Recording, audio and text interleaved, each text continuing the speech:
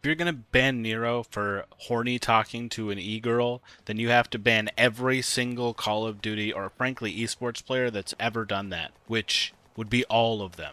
This is the G word, the only internet talk show that does recur, does not deter, and is named after a slur. I almost forgot the slogan there.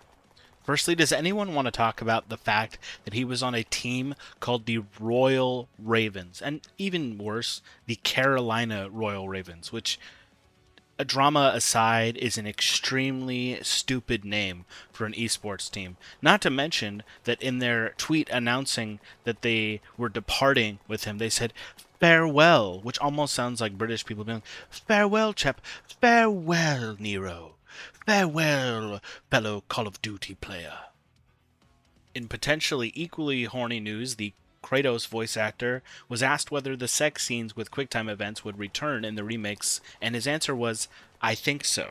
The fact that he doesn't know suggests that he hasn't yet, or is lying about making a bunch of grunting noises into a microphone to demonstrate to us in audio form that Kratos is, in fact, having sex. There's genuinely no reason for these minigames to come back. They were stupid in the first one, and they're stupid now. I'm generally opposed to remakes, but if you're going to do them, you don't need to include everything. The game I Am Jesus Christ released last Thursday, and it's awful, of course. There's only one review I found of it that calls it garbage, basically 2 out of 10, AI slop. They said the only thing that they enjoyed was running around and doing parkour on buildings or whatever.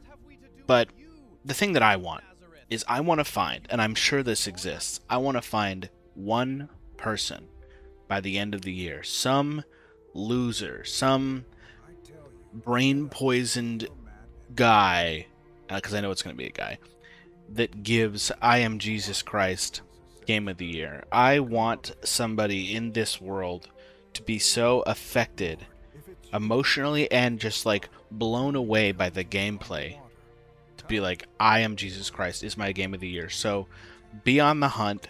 We're going to keep an eye out for that guy. And here's the thing. We're not going to make fun of him.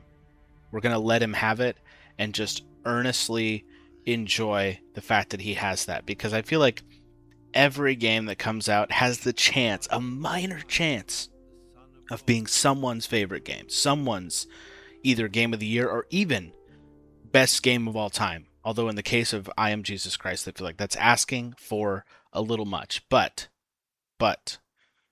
I do think it's important to think about the fact that it could be someone's Game of the Year, and let's hope that it is. Let's hope that it is.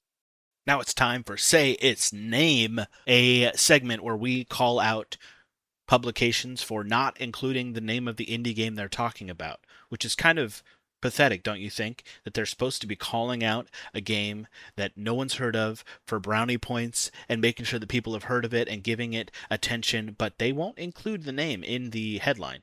So we have The Verge. Their headline is a classic Zelda-style adventure, but a lot more cozy. I would love to know what that game is, but about a paragraph in, I can find, Under the Island. Under the Island. It would not be hard to write a headline that said, Under the Island is a classic Zelda-style adventure, but a lot more cozy. What's wrong with that? What's wrong with putting the name in the headline? Next. This one's a doozy. This game is Ascenders Beyond the Peak, and PC Gamer's headline was, this new climbing game is a bit like Darkest Dungeon on a mountain. Sometimes you have to cut the rope and not everyone on the team is going to take it well when you do. PC Gamer has absurdly long headlines, and it's a genuine problem. But it's fine. Whatever. This has been the G Word. Subscribe to the Patreon for behind-the-scenes content, video game recommendations, and daily newsletters. And in the words of Hideki Kamiya, you deserve to die 1,000 deaths. May you be cursed to never play games again.